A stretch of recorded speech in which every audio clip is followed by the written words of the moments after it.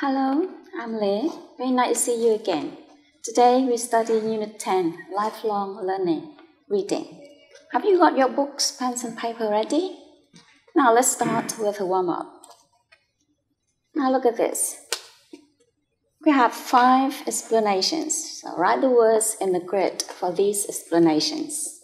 The number in brackets is the number of letters for each word.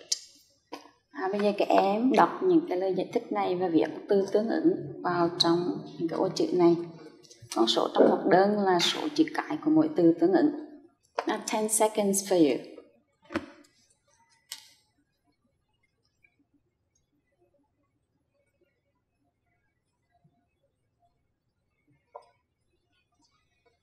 Okay, now let's start. Number 1, a noun for quốc học, Chu Văn An, Lê Quý Đôn, etc. What is it? 6 letters. That is school. School. Number 2, a verb that means gain knowledge or skill by studying. That is learn. Number 3, a noun for famous names like Cambridge, Oxford, Harvard. So what you have? 10 letters. That is university. Number 4, a preposition that means belonging to somebody or something. 2 letters. It must be of.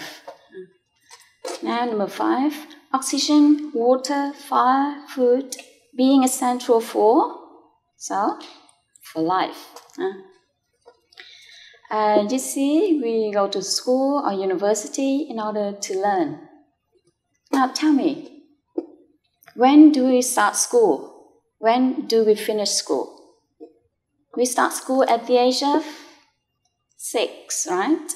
And finish school at the age of 18. So it lasts 12 years. Chúng ta đến trường, bắt đầu đi học lúc 6 tuổi và học xong lúc 18 tuổi. Như vậy, việc học phổ thông kéo dài trong 12 năm. What about university? We start university at the age of 18, right? Yeah, and maybe later.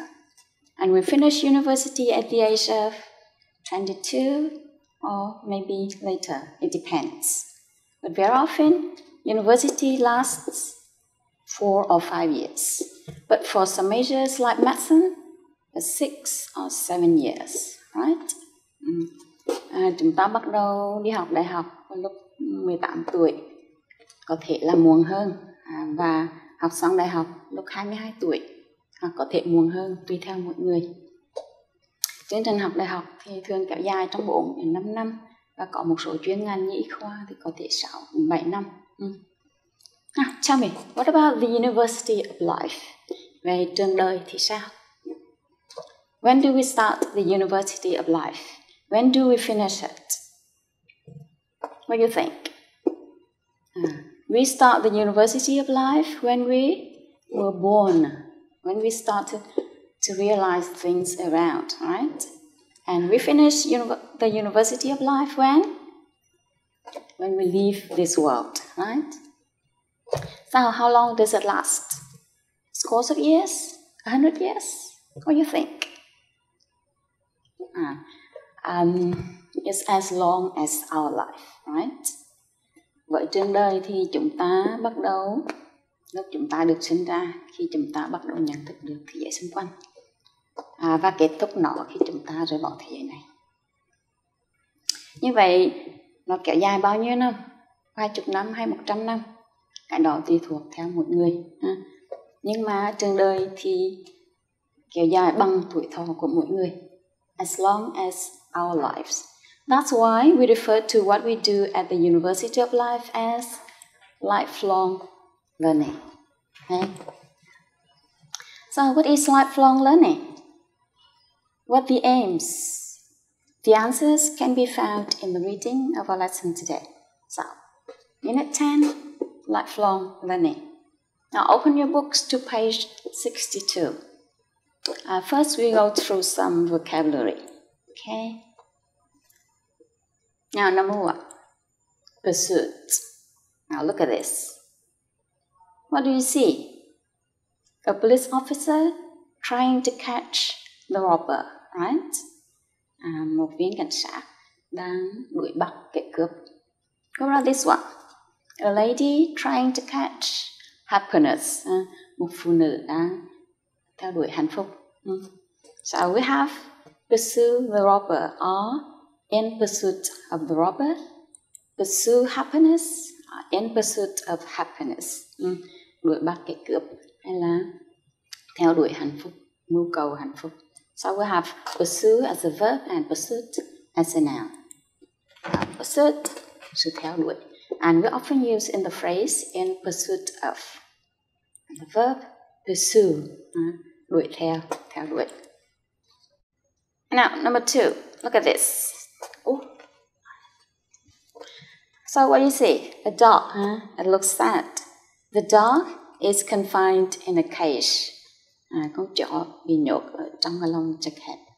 And this one, an old man lying in bed. So we have the old man is confined to bed with an illness. Ông lão nằm liệt giường vì bị bệnh. So we have confined, and we often use in the passive, be confined to something. So we have second word, confine, means nhốt, hoặc là giới hạn, hạn chế. And we often use in the phrase, be confined to something.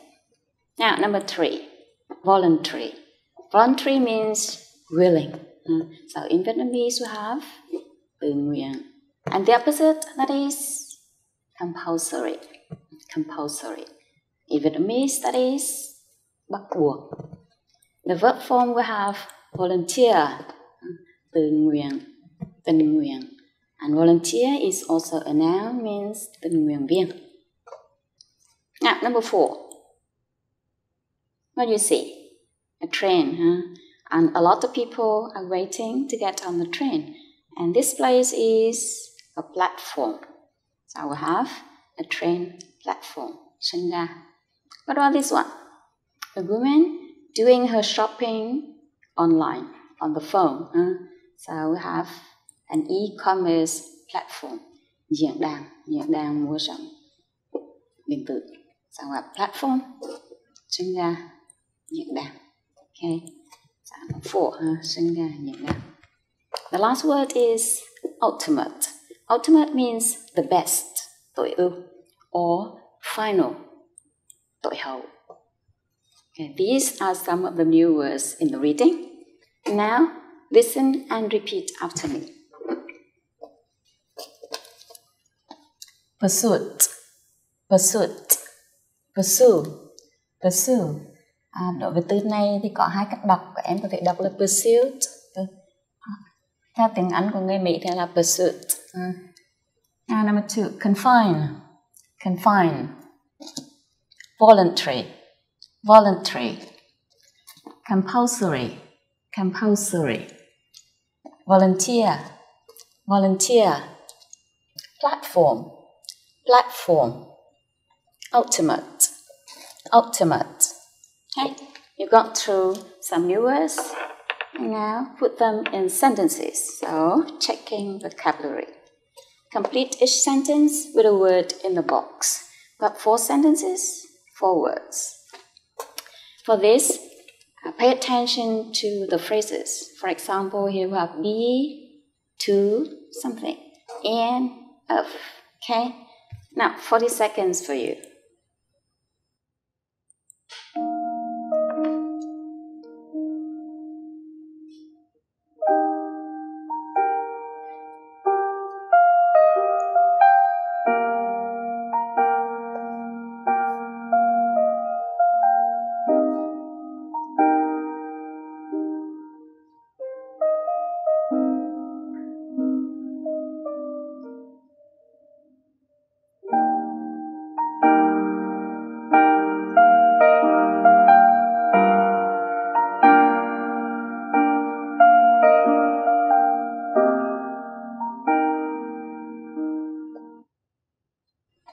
Time's up. Let's check.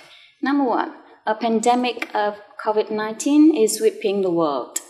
This not, so what do you think? Not to something. So, not confined to China.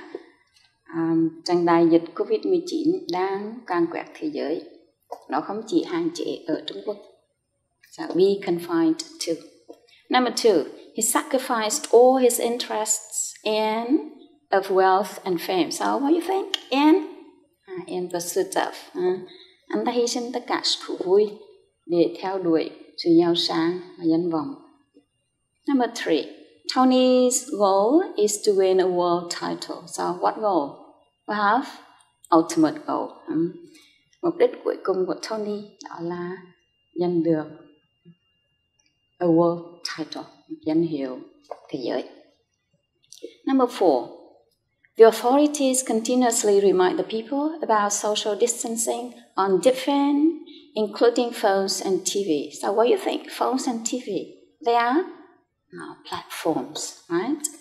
Các nhà chức trách liên tục nhắc nhở người dân về việc giãn cách xã hội trên các diễn đàn khác nhau, bao gồm cả điện thoại và TV. Now, that's the new words. And now the reading. Task 1. Read the text and match the headings with the paragraphs. There is one extra you do not need to use. Các em đọc bài khóa và ghép các cái tiêu đề với các đoạn văn. It is a main idea question task. Phần này là phần tìm hiểu ý chính của đoạn văn. Như vậy trước hết mình phải đọc các cái tiêu đề đã cho để xem thử các cái keywords ở đây là gì. Các em thấy ở đây tất cả đều nói về lifelong learning. Về sự khác biệt ở trong các tiêu đề chính là keywords. So A we have forms, cái hình thức của việc học tập suốt đời. B we have aims. C we have definition. And D, difference between compulsory education and lifelong learning. Sự khác biệt giữa giáo dục bắt buộc và việc học tập suốt đời. Compulsory education, giáo dục bắt buộc ở đây tức là chỉ giáo dục phổ thông, độ tuổi mà tất cả trẻ em đều phải đến trường. Thì để làm như vậy thì các em để ý thấy definition, định nghĩa thì thường mình có cấu trúc something is something, cái gì là cái gì. Aims we have aim, goal, purpose, for example. Và thường trong mỗi đoạn văn thì có một câu gọi là topic sentence, câu chủ đề. Thường câu này sẽ nằm ở câu thứ nhất hoặc thứ hai của đoạn văn. Đôi khi nó nằm cuối câu. Cũng có đoạn sẽ không có câu topic sentence, như vậy mình phải đọc lướt cả đoạn để xem ý toàn đoạn là gì. Are you ready? Now let's start. A minute for you to read and match.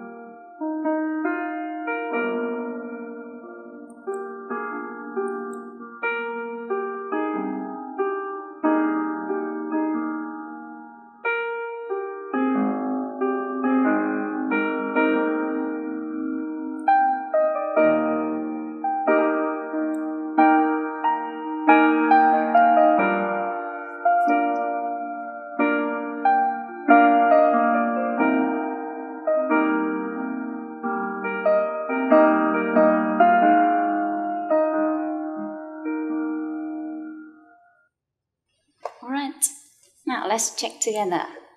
So, paragraph 1, which heading? Have a look at this. We have lifelong learning is the pursuit of knowledge throughout life. So, lifelong learning that is a definition. So, we have heading C, definition of lifelong learning. So, paragraph 1, heading C. What about paragraph 2, which heading? Here we have e-learning platforms, các cái diễn đàn học qua mạng. And we have brick and mortar institutions. So these are the forms. So like forms of lifelong learning. So paragraph 2, heading A. What about paragraph 3? Which heading? Here we have the ultimate aim is to better yourself for personal and or professional development. So aim. So B, aims of lifelong learning. Maybe some of you chose D, the difference between compulsory education and lifelong learning for paragraph 2 instead of A, forms. That's understandable. Có thể có em chọn phương án D, cái heading này, sự khác biệt giữa giáo dục bắt buộc và việc học tập suốt đời cho đoạn 2 thay vì forms, các cái hình thức. Điều này cũng dễ hiểu bởi vì khi nói về hình thức của việc học tập suốt đời thì mình sẽ thấy được sự khác biệt giữa hai loại hình học tập này, cho nên dễ nhầm tưởng. Tuy nhiên ở đây không phải là một so sánh giữa hai cái hình thức học, cho nên nó không phải là D mà phải là A, hình thức của việc học tập suốt đời. Now, before we move on to task 2, look at paragraph 1. Underline the word desire in the last line. Okay? And now, paragraph 2. Underline the word facilitated in the first line and then in line 8. Ready? Now, task 2. Read the text again and choose the correct answer to each of the following questions. This is a multiple choice question task. Bây giờ các em trong bài 2 các em đã đọc lại đoạn văn và chọn câu trả lời đúng cho những câu hỏi sau. Thì phần này cô thiết kế lại cho nên nó không có trong sách giáo khoa. Cô thiết kế theo dạng trắc nghiệm nhiều lựa chọn giống với format của đề thi Trung học phổ thông quốc gia. Bởi vậy các em đọc lại trong sách nhưng phải nhìn lên màn hình để đọc câu hỏi và chọn câu trả lời. Và hồi nãy mình đã làm bài tập matching headings with paragraphs. Như vậy mình biết đoạn nào nói về ý nào, vấn đề gì. Cho nên trong những câu hỏi này mình thấy câu nào thuộc vấn đề nào thì mình tìm trong đoạn đó. Như vậy sẽ chính xác và đỡ mất thời gian. Okay? Number 1, we have lifelong learning differs from schooling in that việc học tập suốt đời khác với việc học ở trường, ở chỗ nào. Như vậy mình đọc và tìm xem. Now, 40 seconds for you. 45 seconds for you.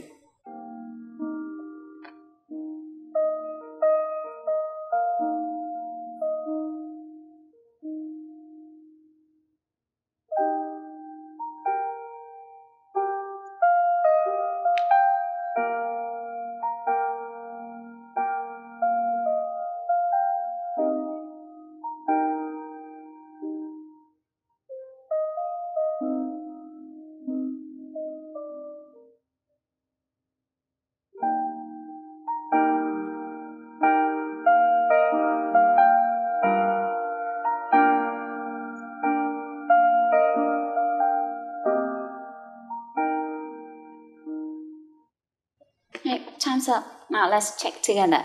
Number 1, lifelong learning differs from schooling in that A, it takes place in schools only. B, it is not compulsory. C, it is confined to daily interactions. And D, it is not for old people. So, which one? Now look at this. We have lifelong learning must be voluntary. So, voluntary means not compulsory. So, the answer is B. If we have throughout life, that means not for old people, it's not correct. Not confined to classroom environment, không chỉ hạn chế ở trường học, như vậy ở đây chỉ xảy ra ở trường học là không đúng ha. Daily interactions, confined to daily interactions, chỉ giới hạn ở các cái giao tiếp hàng ngày. Ở đây mình nói không chỉ ở trường học, có nghĩa là cả hai, vừa trường học vừa daily interactions. So B is the correct answer. Now, number 2, the word desire in paragraph 1 is closest in meaning to A, wish, B, feeling, C, idea, and D, view. So which one? Have a look at this. We have lifelong learning must be voluntary and self-motivated. Lifelong learners should have a strong desire to learn and explore the world. So desire here must be wish, ước muốn, mong muốn được học tập và khám phá thế giới. Not a feeling, không phải là một cảm xúc, không phải là một ý kiến hay một quan điểm. Now, number 3. The word facilitated in paragraph 2 probably means từ facilitated trong đoạn 2 có thể có nghĩa là A, examined, kiểm tra, thanh tra. B, B. Made impossible, làm cho không thể xảy ra. C. Explored, khám phá. And D. Made easier, làm cho có thể dễ dàng xảy ra. Now, look at this. Lifelong learning is facilitated by e-learning platforms. Như vậy nhờ các diễn đàn điện tử, học điện tử thì cái này như nào? Online courses have enabled lifelong learning, khiến cho cái này có thể xảy ra. So, it must be D, made easier, làm cho nó có thể dễ dàng xảy ra. Nếu pháp B, made impossible, không thể, như vậy là không đúng. Possible, yes, but not impossible. Is it clear? Now, question 4 and 5. 4. Which of the following is not true about lifelong learning? Ý nào dưới đây là không đúng đối với việc học tập suốt đời? So we have not true. This is a negative question. So be careful. Đây là câu hỏi phủ định. Bình thường mình theo thói quen là thông tin đúng và mình chọn. Nhưng ở đây câu hỏi phủ định có nghĩa thông tin nào đúng thì mình phải gạch bỏ ngay. Như vậy mình sẽ đỡ nhầm lẫn và thông tin nào không đúng, đó mới chính là đáp án. Number 5, the word them in paragraph 2 refers to, để gọi tham chiếu, cho nên các em đọc cái câu phía trước nó, hoặc là câu có từ này, mình xem nhân từ nào, từ này tham chiếu về, quy chiếu về. Hey, now 40 seconds for you.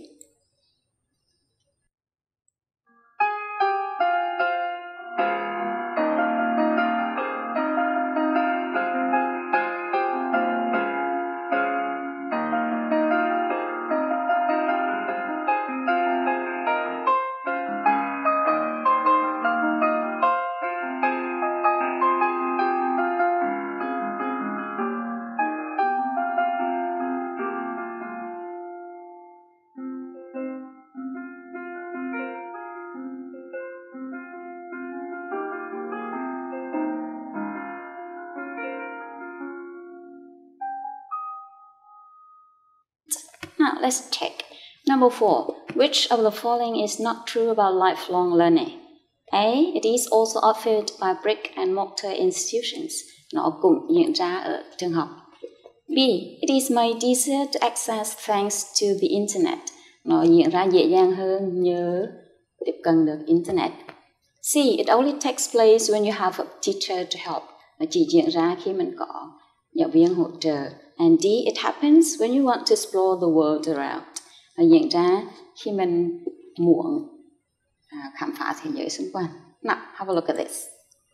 You have lifelong learning is facilitated by e-learning platforms. So, facilitated, made easier.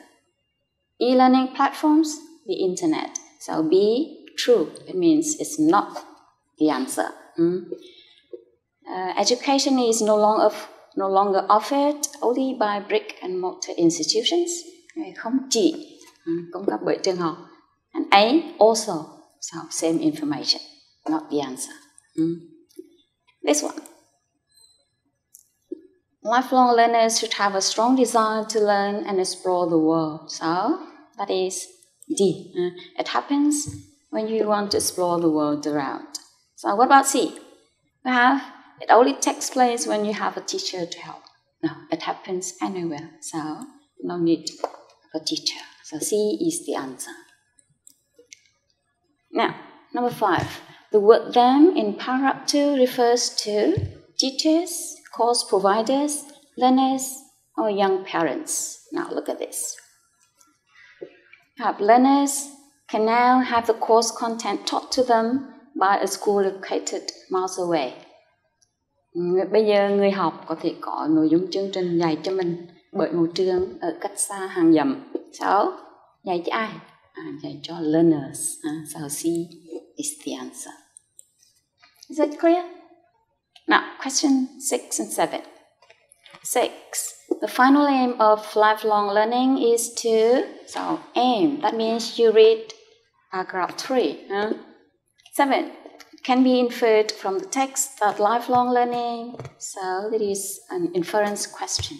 Đây là câu hỏi suy luận, thì các em suy luận từ nội dung của bài mà mình đã đọc, chứ không hẳn là một chi tiết cụ thể nào đó. Now, 45 seconds for you.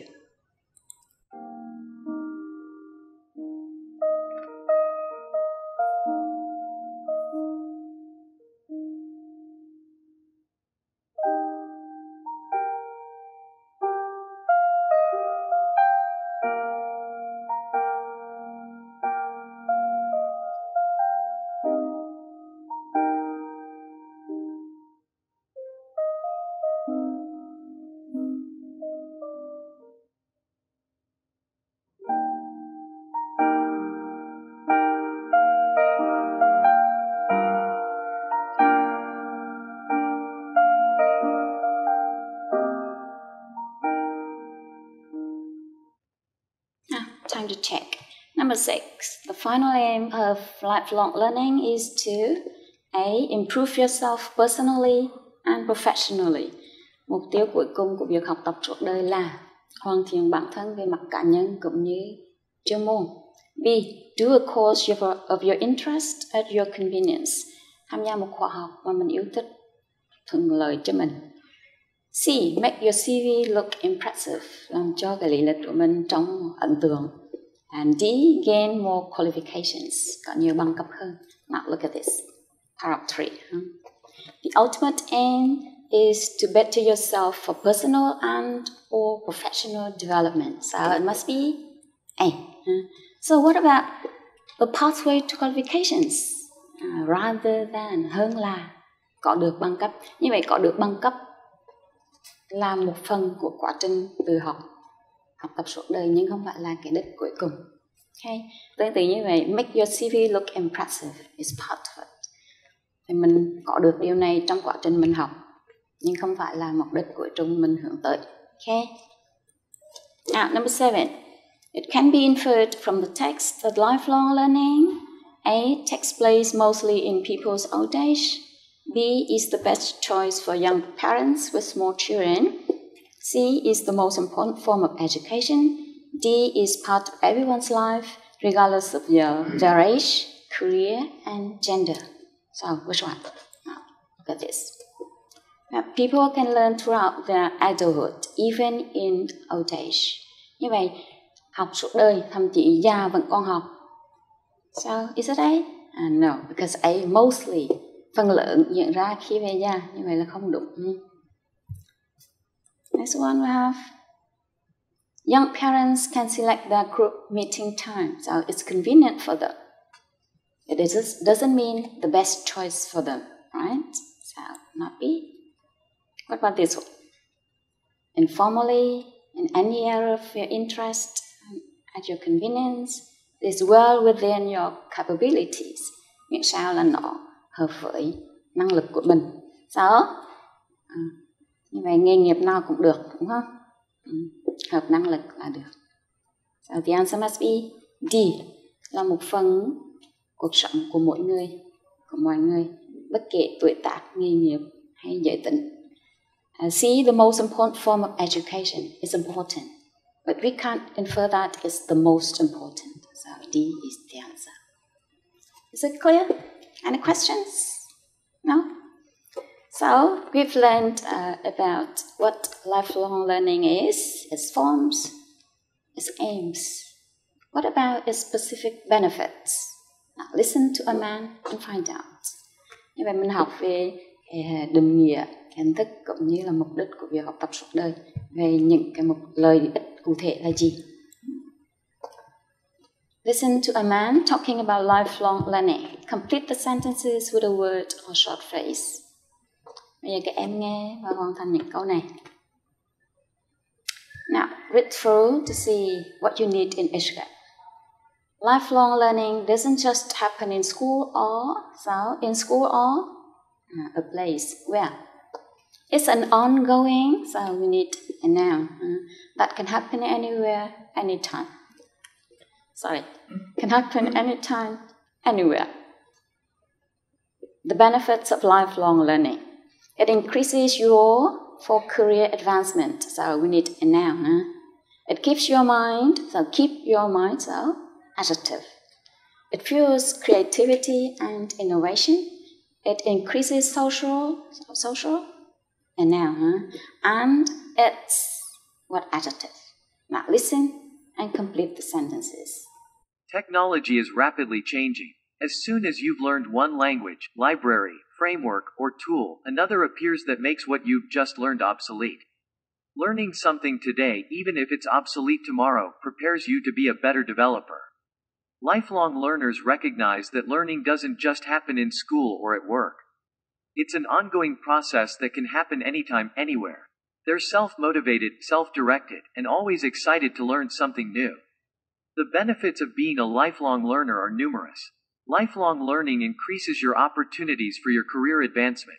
It keeps your mind sharp, fuels creativity and innovation, increases social interaction, and more than anything, it's fun.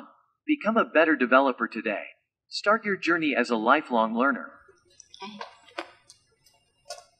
Have your answers? Now let's check. Number 1, lifelong learning doesn't just happen in school, or what you have is at work. It's an ongoing process that can happen anytime, anywhere. Now check again. Lifelong learners recognize that learning doesn't just happen in school or at work.